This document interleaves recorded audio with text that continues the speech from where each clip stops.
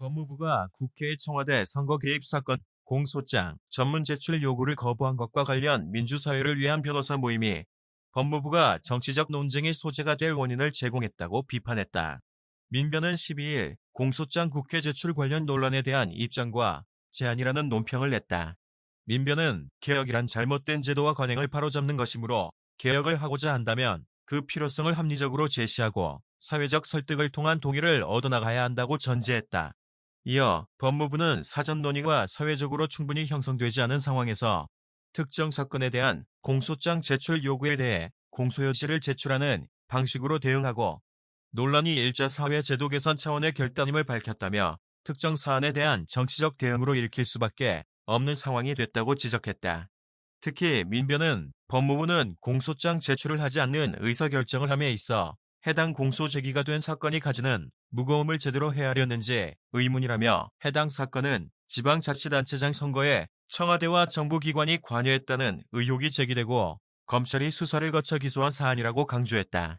민변은 정부는 언제나 국민에 의한 통제와 감시의 대상이 된다면서 해당 사건은 청와대와 정부 관계자가 피고인이 된 사안으로 피고인이 속한 정부의 한 기관인 법무부가 이 사안부터 공소장 제출 방식의 잘못을 문제 제기하고 보편적인 형사 피고인의 인권을 내세운 것은 사안을 정치화하는 결과를 가져왔다고 덧붙였다. 이어 진지하게 다뤄져야 할 인권의 문제인 피고인의 방어권 문제가 정치적 공방의 소재로 소비되기에 이르렀고 총선을 앞두고 정부가 사안의 공개를 원치 않는다는 의심을 키우게 됐다면서 정부가 해당 사건 자체의 엄중함과 국민에 대한 깊은 책임감에 대해 가볍게 생각했다는 비판을 경청할 필요가 있다고 강조했다. 민변은 공소장 제출 방식의 제도적 문제와 기소된 사건 자체는 분리될 논의할 필요가 있다며 청와대와 정부 소속 공무원이 선거에 개입했다는 의혹은 그 자체로 중대한 사안이니 향후 재판 과정에서 진상이 규명되고 그 결과에 따라 책임이 드러나면 법적, 정치적 책임을 물어야 한다고 강조했다. 또 공소장 공개가 바람직한가 하는 문제와 별개로 해당 사안에 대해 정부는 국민에게 정보를 제대로 알려야 하며 특히 수사나 재판 등 과정에서 사안을 감추거나 진행에 관여하는 것으로 인식될 수 있는 행위를 해서는 안 될 것이라고 덧붙였다. 민변은 다만 공소장 전문을 국회에 공개하는 제도 자체에 대해서는 세부 기준을 정비하고 앞으로 정부와 국회 차원에서 진지한 인권적 법적 검토와 개선이 이루어져야 한다고 강조했다. 민변은 법무부가 국회의 요구에 따라 공소장을 제공하는 행위 자체에 대해 헌법적 평가가 요구된다며 피고인의 방어권과 개인정보 보호권, 공정한 재판을 받을 권리 및 국회의 기능을 고려해 정당성 여부가 논의돼야 하고 정당하다면 시기와 범위, 절차 등도 충분한 사회적 공감대 형성을 통해 정리할 필요가 있다고 주장했다. 다음은 민변 논평 전문 공소장 국회 제출 관련 논란에 대한 입장과 제안 1. 법무부는 2020년 2월 4일 울산시장 등 불구속 기소 사건과 관련하여 국회의 공소장 제출 요구에 대하여 공소사실의 요지만을 국회에 제출하였다. 법무부의 이러한 결정에 대한 정당성은 일주일여의 시간 동안 공론의 장에서 활발히 논의되고 있으며 그 과정에서 공소장 전문이 언론을 통해 공개되기도 하였다. 우리 모임은 이러한 상황의 엄중함을 인식하며 이번 논란이 향후 계속될 가능성이 있으므로 사안을 원칙적 관점에서 검토해 보기를 제안한다. 2. 국회 공소장 제출의 제도적 측면에 대하여 그간 국회는 국회법, 국회에서의 증언, 감정 등에 관한 법률 등을 근거로 국회의원 단독으로 정부 부처 등에 관련 자료를 요구하고 정부 부처는 이러한 요구에 응해왔다. 이러한 관행은 오랜 기간 이어져 왔으나 국회법 등이 정한 절차에 충실한 것이었다고 보기는 어렵다. 국회법 제128조가 규정한 보고, 서류 등의 제출 요구는 본회의, 위원회 소위원회가 그의 의결로 안건의 심의 또는 국정감사나 국정조사와 직접 관련된 보고 또는 서류와 해당 기관이 보유한 사진, 영상물의 제출을 요구할 수 있도록 하는 것으로 목적, 주체와 대상 등의 제한이 있다. 국회 증언감정법에서도 법의 적용 대상을 국회에서의 안건 심의 또는 국정감사나 국정조사와 관련하여 하는 보고와 서류 제출로 국한하고 있다.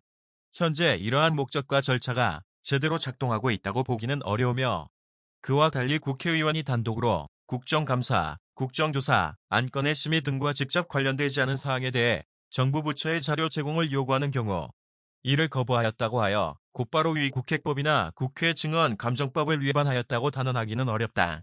나아가 법무부가 국회의 요구에 따라 공소장을 제공하는 행위 자체에 대해서는 헌법적 평가가 요구된다. 이는 피고인의 방어권 보장과 공정한 재판을 받을 권리라는 헌법상 기본권과 국회의 국정통제권이라는 헌법기관의 권한이 충돌하는 것으로 조화롭게 해석하여야 한다. 특히 검사의 공소장은 형사 절차에서 일방의 의견이 담긴 문서로 재판 과정에서 공소 사실을 뒷받침하는 증거에 대한 법률적 평가 및 사실관계에 대한 피고인의 반박 등을 통해 재평가되는 과정을 거쳐야 한다.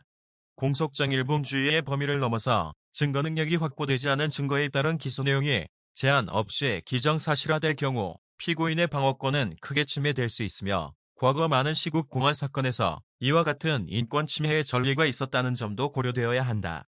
다른 한편 재벌과 권력의 비리 등 국민적 관심이 높은 일정한 공적 사안에 대해서는 국정통제와 공론화 차원에서 기소된 내용이 국회에 제공될 필요성이 있을 수 있다. 다만 이 경우에도 개인의 프라이버시권, 개인정보 보호의 문제도 함께 고려되어야 할 것이다. 이 때문에 독일과 미국 등 외국에서도 각자의 역사와 문화에 따라 서로 다른 관점과 기준으로 제도를 운영하고 있다. 결국 검사가 작성한 공소장의 국회 제출에 대해서는 피고인의 방어권과 프라이버시, 개인정보 보호권, 공정한 재판을 받을 권리 및 국회의 기능을 고려하여 정당성 여부가 논의되어야 할 것이며 만약 정당하다면 그 시기와 범위, 절차 등에 대하여도 충분한 사회적 공감대의 형성 과정을 통해 정리될 필요가 있다. 다만 현행 법률들은 공소장을 국회에 제출하는 데 관하여 공소장의 성격을 고려하여 정확한 규율을 하고 있다고 보기에는 몇 가지 흠결이 있다.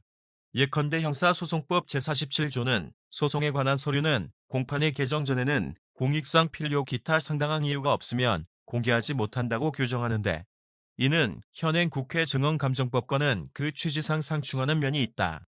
또한 공소장 외의 수사기록까지도 제출 대상이 되는 것인지도 문제가 된다. 기소 후 공소장 등의 국회 제출에 대하여는 누가, 언제, 어떤 사건에 대하여, 어떤 범위에서 공소장 또는 공소여지를 국회에 제출할 수 있는지에 대한 세부적 기준이 정비되어야 하며 앞으로 정부와 국회 차원의 좀 더 진지한 인권적법적 검토와 개선이 이루어져야 한다. 그런 의미에서 법무부가 내세운 논점은 그 자체로는 사회적 논의의 필요성이 크다고 할 수 있다. 3. 특정 사건에 대한 법무부의 판단에 대하여 사정이 이와 같음에도 정작 현실에서는 법무부의 공소장 제출 문제가 인권을 위한 제도 개선의 관점보다 정치적인 논쟁의 소재가 되고 있다. 여러 이유가 있을 것이지만 법무부 역시 해당 사안의 엄중함에 비추어 원인을 제공했다는 비판에서 자유롭지 않다. 첫째, 절차적인 측면이다. 개혁이란 잘못된 제도와 관행을 바로잡는 것이므로 개혁을 하고자 한다면 그 필요성을 합리적으로 제시하고 사회적 설득을 통한 동의를 얻어나가야 한다. 법무부는 이에 대한 사전 논의가 사회적으로 충분히 형성되지 않고 법률과 법무부 훈령 사이의 충돌 문제가 정비되지 않은 상황에서 특정 사건에 대한 공소장 제출 요구에 대해 공소여지를 제출하는 방식으로 대응하였다. 논란이 일자 사회, 제도 개선 차원의 결단임을 밝혔다. 특정 사안에 대한 정치적 대응으로 읽힐 수밖에 없는 상황이 되었다. 둘째, 법무부는 공소장 제출을 하지 않는 의사결정을 함에 있어 해당 공소 제기가 된 사건이 가지는 무거움을 제대로 헤아렸는지 의문이다. 해당 사건은 지방자치단체장 선거에 청와대와 정부기관이 관여했다는 의혹이 제기되고 검찰이 수사를 거쳐 기소한 사안이다. 정부는 국민의 인권을 보호하고 증진하는 측면에서 개혁의 주체가 될 수 있으나 한편으로 여러 권력기관의 작동을 통해 국민의 인권을 제약할 가능성이 있으므로 언제나 국민에 의한 통제와 감시의 대상이 된다. 해당 사건은 청와대와 정부 관계자가 피고인이 된 사안으로 사안의 성격 역시 사적 생활 영역에 관한 것이 아니라 권력기관이 공적 영역인 선거에 관여했다는 혐의에 대해 수사가 진행된 사안이었다. 피고인이 속한 정부의 한 기관인 법무부가 이 사안부터 공소장 제출 방식의 잘못을 문제 제기하고 보편적인 형사 피고인의 인권을 내세운 것은 사안을 정치화하는 결과를 가져왔고 좀 더 진지하게 다뤄져야 할 인권의 문제인 피고인의 방어권 문제가 정치적 공방의 소재로 소비되기에 이르렀다.